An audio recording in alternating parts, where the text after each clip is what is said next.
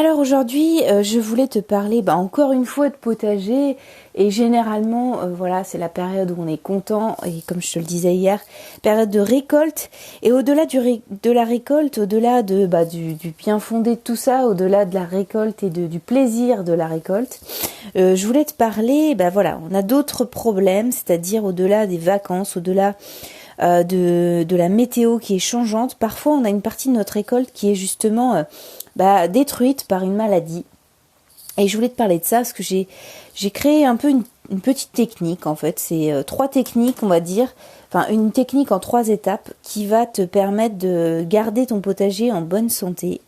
Et voilà, c'est un peu la période juste avant les maladies, généralement, en tout cas pour la tomate, que tu l'as compris, c'est un légume qui est très important, qui plus est, qui est assez important pour les jardiniers, ce que je dis généralement pour les tomates. Et surtout à cette période-là, on en parle pas mal. Donc concrètement, je vais te prendre l'exemple de la tomate, mais il y a plein d'autres exemples dont je pourrais te parler à un autre jour. Néanmoins, voilà, c'est un peu la période juste avant les maladies. C'est la période où, voilà, c'est l'euphorie, on est content, on ramasse. Mais finalement, on perd un peu de vue des fois des petits problèmes qui peuvent se jouer. Et voilà, on va voir ensemble comment pouvoir endiguer ça, éviter les maladies et faire en sorte que ta saison de récolte dure le maximum de temps et que tu puisses récolter au maximum, en tout cas pour les tomates. Après voilà, on va voir ensemble d'autres techniques, pour d'autres légumes un autre jour. Donc la première étape, ça serait de repérer les maladies les plus fréquentes. Si c'est ton premier potager, alors t'as pas vraiment de recul dessus. Néanmoins, si c'est ta 2e année, ta 3e année, tu sais que il y a des maladies qui se favorisent. Enfin, il y a un climat qui favorise certaines maladies et notamment, voilà, tu connais ta région, tu connais ta météo, tu sais un petit peu que voilà. Par exemple, je vais donner l'exemple du mildiou parce que c'est le plus connu pour la tomate. Néanmoins, c'est important de repérer les maladies les plus fréquentes dans ton jardin parce que en gérant une seule maladie, c'est-à-dire même si tu connais rien au potager, si tu connais le moyen de traiter ou en tout cas de ralentir la maladie qui va détruire ou qui est à même de détruire une majorité de ton potager, tu as réglé 80% du problème. C'est-à-dire que pour moi, il y a 2 problèmes. En tout cas pour la tomate, j'ai 2 problèmes et je vais t'en parler après pour le deuxième. Mais le premier concrètement, c'est le mildiou. Le mildiou, c'est vraiment quand le temps commence à devenir froid et humide, là tu peux être sûr que les pieds de tomates, c'est la fin des cacahuètes. C'est la fin des tomates en tout cas. C'est la fin de la récolte.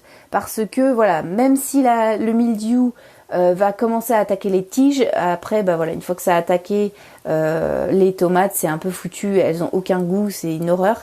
Et donc, il n'y a plus qu'à arracher techniquement pour éviter que ça se propage sur les autres. Moi, je t'avoue que je le fais pas parce que j'ai d'autres techniques pour justement éviter que le mildiou se propage. Néanmoins, voilà, si tu es dans un jardin en rang, effectivement, si le mildiou commence à attaquer un de tes plants, c'est un peu foutu. Donc c'est pour ça que c'est important de le repérer en premier lieu, de savoir que voilà, tu peux déjà en amont faire des actions qui peuvent t'aider à endiguer le mildiou, mais le premier point c'est au moins de savoir si tu es sujet au mildiou ou si tu es sujet à d'autres maladies que le mildiou entre autres, mais au moins reconnaître tes symptômes et savoir les traiter, c'est-à-dire vraiment savoir de quoi on parle. Et concrètement, si tu sais de quoi tu parles, tu pourras traiter 90% des problèmes dans ton jardin, en tout cas au niveau des maladies. Ça, c'est le premier truc. Donc, repérer les maladies les plus fréquentes. Ensuite, le deuxième point, c'est réagir avant qu'il soit trop tard. Et pour ça, j'ai une technique qui est peut-être un peu contraignante pour toi. Néanmoins, moi, je passe au moins une fois par jour dans mon jardin. Pas forcément pour faire des actions, pas forcément pour récolter, il n'y a pas toujours de choses à récolter, néanmoins pour faire des observations, pour regarder s'il n'y a pas justement des maladies, si les insectes se sont bien installés dans mon hôtel, s'il n'y a pas des feuilles qui sont fatiguées, s'il n'y a pas de l'arrosage à faire. Il y a plein de choses à observer avant d'agir et voilà, il faut non seulement donc repérer les maladies les plus fréquentes, mais réagir avant qu'il soit trop tard. Et le fait d'aller tous les matins ou tous les soirs dans son jardin, même une minute, ne serait-ce qu'une minute quand tu fais ton arrosoir, avant qu'il soit plein, tu regardes dans ton jardin 5-10 minutes, tu regardes quelques plantes, tu dis tiens, est-ce que celle-ci elle a besoin d'aide, est-ce que Est-ce que finalement c'est pas juste le fait d'avoir été accablé par le soleil? Est-ce que j'ai besoin de l'arroser? Enfin, ce que tu fais déjà en fait avec ton arrosoir, ce que tu fais déjà le soir avant de repérer quelle plante tu vas arroser, là c'est pareil, tu vas repérer un peu les problèmes qu'il peut y avoir. Est-ce que telle plante est en difficulté? Est-ce que c'est un problème d'arrosage ou est-ce que c'est un problème de maladie? Auquel cas il faut repérer ce que c'est, et donc on en revient au point 1. Et donc c'est une maladie qui peut être, si c'est une maladie qui peut être facilement supprimée, donc là je te parle pas du mildiou, mais par exemple pour la tomate t'as le cul noir, c'est comme son nom l'indique, la tomate devient noire au niveau de son cul, en fait, au niveau de l'arrière. Elle devient noire et t'as plus qu'à couper ta tomate en deux parce que l'autre partie est complètement pourrie. Et donc ça c'est un peu dommage parce que c'est une maladie qui peut être facilement supprimée, notamment avec justement un arrosage plus fréquent, enfin plus régulier. En fait, c'est les arrosages, le manque d'arrosage régulier qui fait ce genre de maladie. En tout cas pour chez moi c'est comme ça. Peut-être que toi tu as d'autres maladies, tu as peut-être d'autres choses qui peuvent être réglées juste avec un arrosoir. C'est possible. Néanmoins, il faut encore revenir au point 1, c'est-à-dire connaître sa maladie et ensuite réagir, donc au point 2, réagir le plus rapidement possible. Et donc c'est le cas du cul noir. Dès que je vois que, c'était avant-hier, j'ai regardé dans mon jardin, j'ai vu que j'avais 2-3 tomates avec le cul noir, je me suis dit bon, ok, là on est en début de création de tomates pour ce plan-là. Ça m'embête déjà de démarrer sur des tomates que je pourrais pas. C'est-à-dire que les premières tomates qu'il va me donner, ça sera avec une maladie. Donc c'est quand même très décevant. En plus c'est un pied que j'adore. C'est des petites variétés qui sont très sympas. Et j'ai mis que ce plan-là. Donc j'ai vraiment pas envie de me louper. Et je me dis voilà, le but c'est un petit arrosoir le soir terminé. Et effectivement les tomates qui sont atteintes vont pas changer, c'est-à-dire qu'elles seront foutues. Néanmoins, j'en ai vu que 2. Donc tu vois, j'en ai vu d'autres en préparation. Ça veut dire que rien qu'avec un petit réajustement d'arrosoir, hop, ça y est, les futures tomates seront très bonnes à récolter. Et puis ça veut dire aussi qu'il faudra que je sois attentive à ce pied de tomate là qui finalement est sujet au cul noir. Donc voilà, c'est un exemple qui peut t'aider, qui peut peut-être t'aider dans ta façon d'appréhender ton jardin.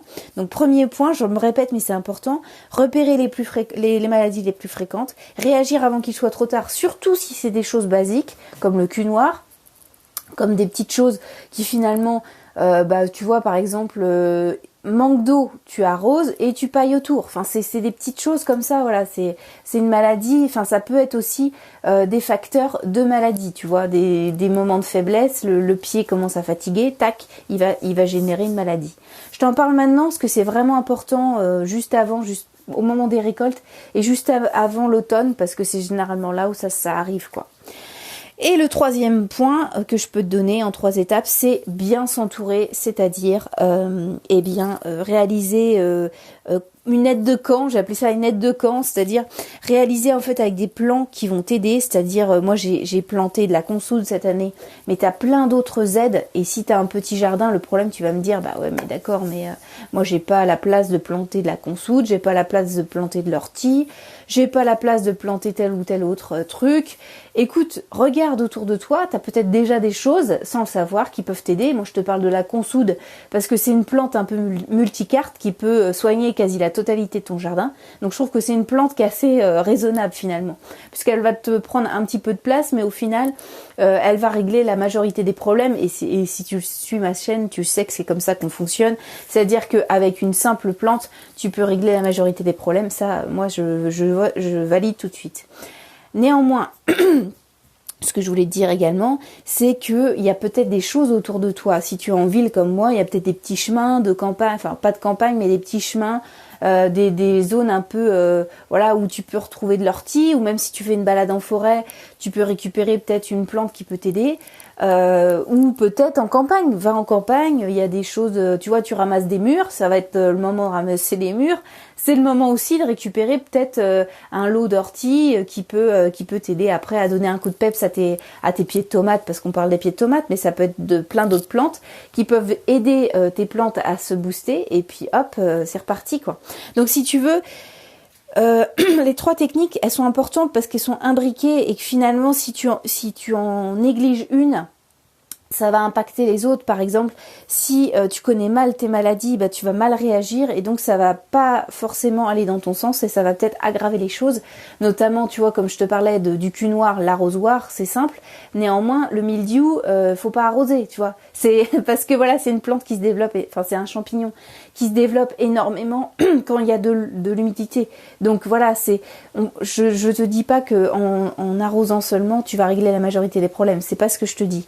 Je te dis juste qu'en connaissant bien ton jardin, en sachant bien les maladies auxquelles il est sujet, parce qu'il faut pas se leurrer, il y a des jardins qui n'ont peut-être pas telle ou telle maladie, parce que voilà, il fait beau, moi le mildiou il vient, mais il vient assez tardivement, en tout cas on est bien parti pour avoir un bel été, et donc finalement il y a des personnes, par exemple dans des régions assez humides, où tu vois, j'ai de la belle famille, je sais déjà qu'en Bretagne par exemple, son jardin il est exposé en pleine ombre, donc autant dire que les pieds tomates ont tous eu le mildiou.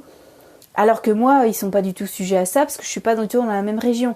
Donc c'est un exemple pour te dire que voilà, il y a des prédispositions pour ton jardin pour telle ou telle maladie. Si tu les connais bien, si tu les maîtrises bien, si tu sais préparer le terrain pour qu'elles arrivent le plus tardivement possible, parce que le mildiou, il est très difficile à endiguer. Je dirais même que le seul moyen, c'est d'arracher le pied. Moi, ça me fait un peu mal au cœur.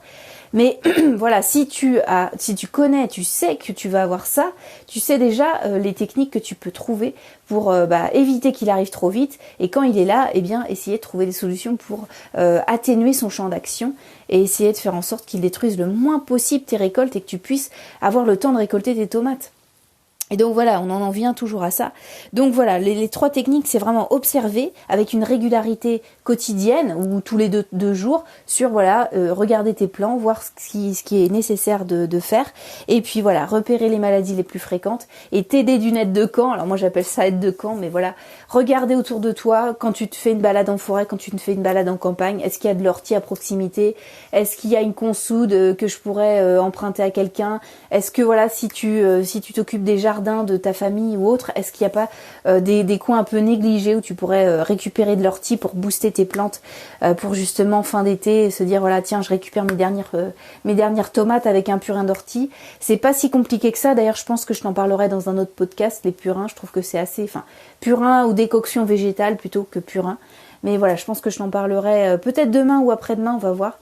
Mais en tous les cas, voilà, c'est comme ça que j'appréhende un peu les maladies. Bien les connaître, bien observer, bien réagir vite et bien t'entourer d'une aide de camp qui peut réajuster facilement le problème de la maladie qui survient dans ton jardin.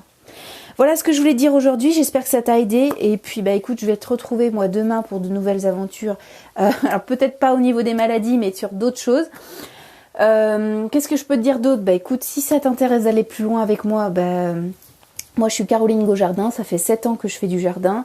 J'essaye de pousser un peu les limites de mon jardin, j'essaye de tester de nouvelles choses pour justement faire en sorte que mon jardin soit au maximum autonome.